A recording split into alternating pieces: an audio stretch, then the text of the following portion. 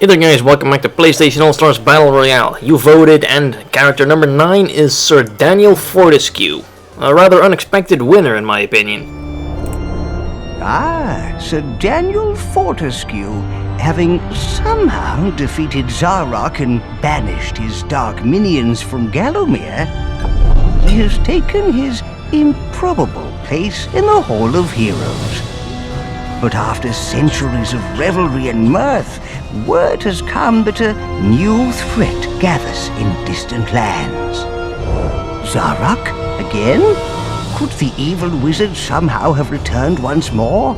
No, come on, that is ridiculous.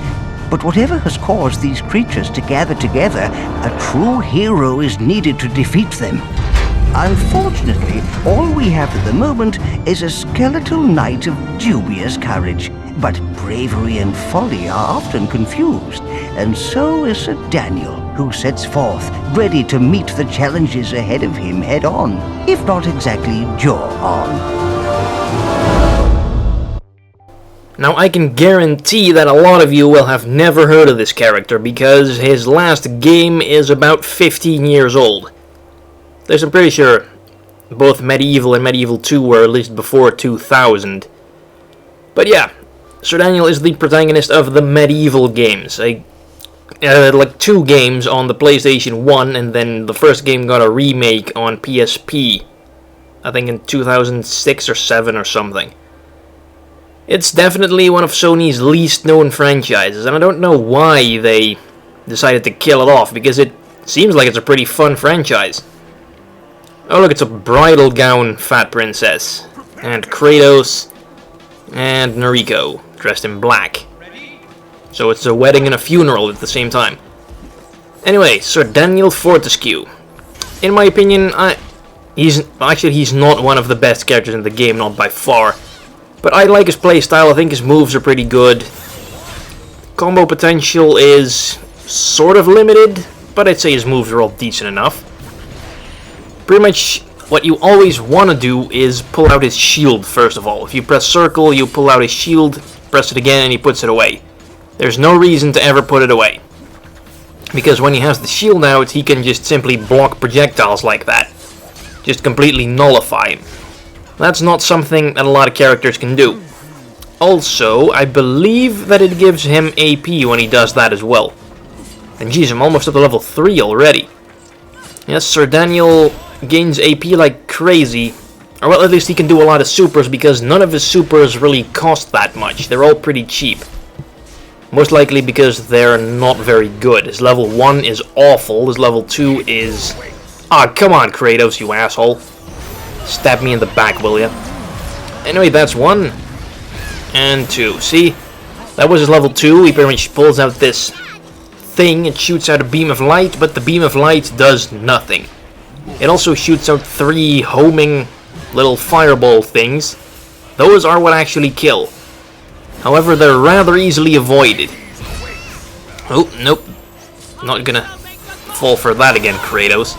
Alright, level 2 again. Level 2 is sadly probably his best super though. His level 1 is just bad, and his level 3 is definitely among the worst ones there are. Also look, he can throw chicken, which is really weird. I have no idea, I'm pretty sure all of his moves are actually based on stuff from his games, but I haven't played any of them. 1, 2, 3. Nice. And I have no idea who his minion is either. So he is a skeletal knight, and his minion is some sort of green-skinned mummy chick. Maybe she's like a side character in the games or something. That's what the minions usually are, but I have absolutely no idea who that is, what her name is, what her role in the games is. Just a completely unknown character for me. Anyway, Fat Princess gets another kill. Jeez, the AI are definitely stepping it up this game. Noriko hasn't done anything yet, but that's pretty much the only one. But yeah. About the Medieval games, as far as... That's another triple kill. As far as gameplay goes, I actually don't really know. I've seen like some screenshots, and I think I've watched a bit of a playthrough video sometime. If I recall, damn it, Fat Princess, if I recall correctly, the Medieval games are kind of the closest thing Sony has... Oh shit, I jumped into the cannon. Pretty much the closest thing that Sony has to the Zelda franchise, I'm guessing. I recall seeing like some gameplay and that it was fairly similar to one of the 3D Zelda games. So yeah, if Sony brings it back on like the PS4 or something, add some awesome graphics to it, I think they could have a pretty decent selling game on their hands. Anyway, up next, Sly Cooper, Cole, and for the ladies, shirtless Dante. Yes, all the female viewers, if I have any, immediately got moist. Alright. What stage is this gonna be? Hope it's a decent one. Still have not seen the Resistance stage. Ah, here we go, finally. This has been long overdue. But yeah, judging from the background, looks pretty awesome. Feel like I should really start playing the Resistance games sometime. Also, that's a pretty good looking color for Cole. Ah, look at that Dante, ladies. Oh yeah. Definitely time for some female fan service, because there hasn't really been all that much on the channel so far. I mean, we've had some boobs in God of War from time to time, so male fan service has been aplenty. Not so much for the ladies, though. So, trust on good guy Dante to change that. Anyway, bam. That's his level 1. He shoots out a puny lightning bolt diagonally in front of him, like diagonally up. It doesn't have a lot of range. It's just all around bad, really. But he can sort of lead into it. It's kind of tricky. Opponents can avoid it. It's not a 100% guaranteed setup, but it certainly works most of the time. Pretty much what you want to do is use a square combo a little bit. But instead of the third hit, you want to do his up square, which launches them up, then shoot him with his up triangle, the electric arrow thing, which stuns them, and then you do the level 1, and hopefully they're still stunned, or hopefully they just get unstunned and they fall right into it. Anyway, 2 kills already, doing good, only 1 more, arrow, and that was totally gonna kill there, but freaking either Dante or Sly fucked it up for me. And there we go again. I wonder where the lightning bolt is from. Maybe he can wield a magical lightning bolt in the medieval games or something? I really feel like I should play the PSP remake, which I own. But my PSP, the battery's dead, and I have no idea where the charger is. So that kind of puts a hamper on that. Anyway, Sackboy, Toro, and for something completely different, Raiden. Shame it's not a cutesy character as well. Put, who else is about as cute as Sackboy and Toro? Well, Cat. But that's another kind of cute. Maybe Spike or Parappa or something. Anyway, let's go, Sir Daniel. Oh, look at Sackboy from his, Create a thing from Little Big Planet, what the hell it was called. And Raiden again with that guy from Metal Gear Rising that really looks a lot like Vamp, but isn't Vamp for some reason. Anyway, as far as moves go, I'd say Sir Daniel's pretty decent. He's got a charge move, kind of like Big Daddy. If you have the shield out, the charge just goes like right through enemies. He doesn't let anything stop him. If you don't have the shield, he bounces off the first enemy he hits. Another reason you should always have the shield out. And now here's Sackboy. Get hugged by some robots. I'm pretty sure Sackboy likes being hugged anyway.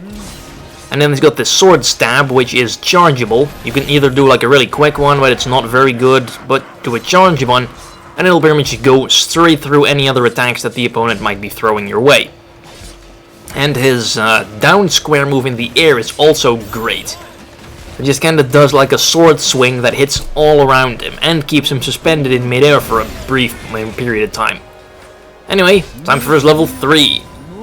He pops out this thing, whatever it is, some sort of Egyptian looking amulet, and it creates this field around him that will kill anyone that stays in it for a couple seconds. But if the enemies walk out of the field, even for a millisecond, the countdown will reset. You can imagine that on large stages where the opponents tend to spread out as soon as someone pops a level 3, that move is gonna get barely any kills at all. You're probably lucky if you can get 1 kill, because a lot of characters can easily jump high enough to get out of it. Anyway, who is his rival? having defeated all the villains he had encountered thus far, a result which was, well, rarely in doubt. The brave knight continued on his quest. And what's this? Another scoundrel? Some abomination sent by the mysterious force, which Sir Daniel must dispatch with it? Oh, well, I'm sure we can all just see for ourselves. Tell me who you are and why I should let you walk away.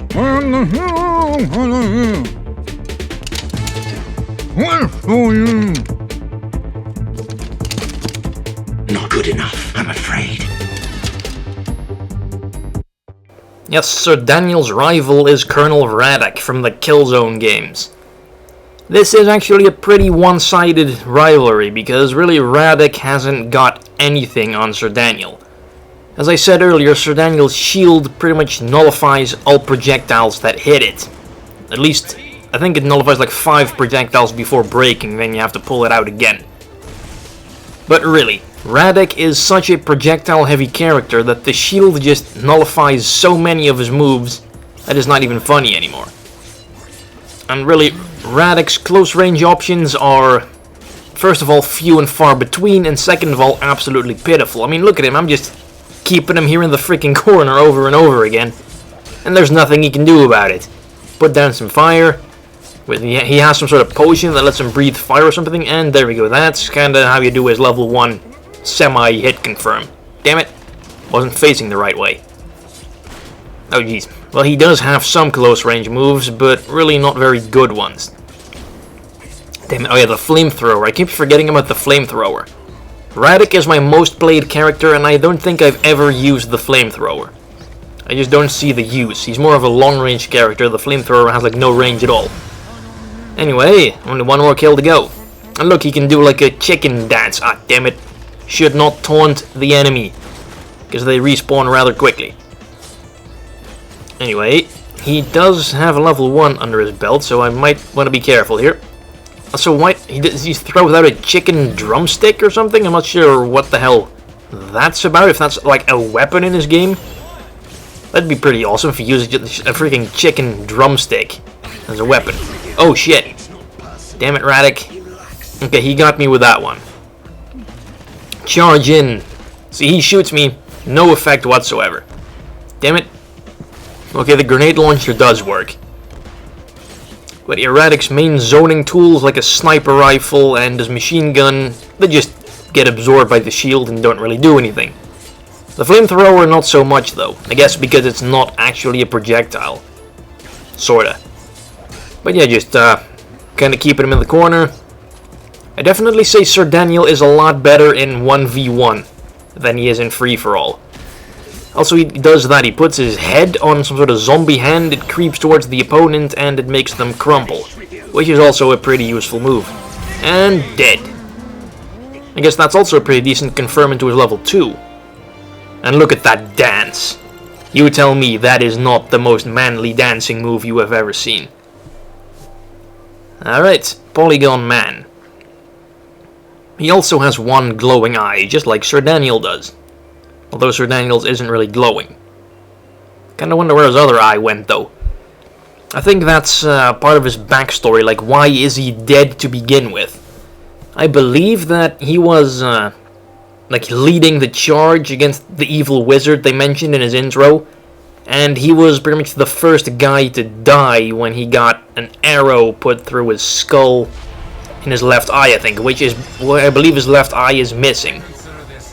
So yeah, leader of the army got killed by the first arrow that was fired, went straight through his eye, and he's apparently rather cowardly.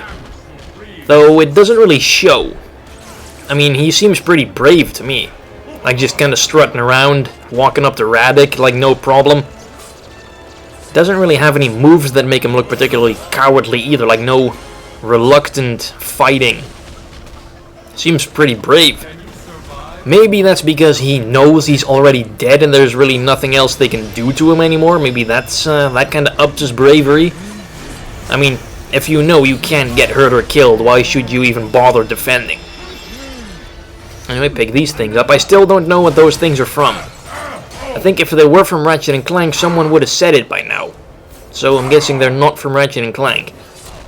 Wait, damn it, he still hits me. Alright, anyway, Jack was easy. Who's next? Sweet Tooth and Sly Cooper. Oh boy. Also, he's got a boomerang axe. Yes, not a lame boomerang. Suck it, Link. Sir Daniel has an axe that comes back to him when he throws it. That's awesome. It's also, I guess, a decent move. I never really use it that much, but apparently it is pretty good. Just jump, throw it out, and it will come back to you. And just hit anything in its way. Also, he's got a hammer, kind of like Kratos, and nice. Double kill level 2. They didn't even try to dodge that one, though. Quite peculiar. And here he comes. Whack him a couple times with the sword. Sir Daniel. Why the hell did they cancel your series? I should probably see if I can get a Let's Play done of Medieval Resurrection. Although I guess I would have to fix my PSP for that first. Also, test out my PSP recording, because I own the cable for that for like 2 years now. Actually, no, not 2 years, more like a year and a half or something. And I've never even given it a try. Probably don't even know where the hell the cable is, either. So, to-do list, find PSP charger, find PSP recording cable, try out PSP recording cable, come on. Nice. So the fireballs definitely do have good range to them. Alright, just whack this guy a couple times and we can wrap this up. Well, Sir Daniel, you are once again a hero. Something he hasn't been in well over a decade now. I wonder why the hell they never even carried his series over to the PS2. I mean, did the games just not sell well or something? I actually don't know if the games were well received and if they sold well. It definitely seems like a very charming franchise to me. Something that Sony's mostly missing these days. I mean, pretty much all they have now is like super realistic stuff.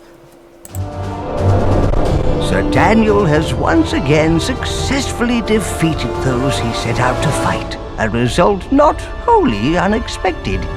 The kingdom of Gallowmere is safe once again, though was it really ever threatened? Nevertheless, Fortesque regains his well-deserved place in the Hall of Heroes. And while he hopes this will be the last time he is called back to duty, deep in his gallant heart, he knows this will not be his last adventure. Okay, so maybe the franchise isn't as dead as I thought? I mean, that's a sequel hook if I've ever seen one. Anyway, don't forget to vote for next episode's character. Thanks for watching. You can vote in the description, by the way. You should know that by now. Bye-bye.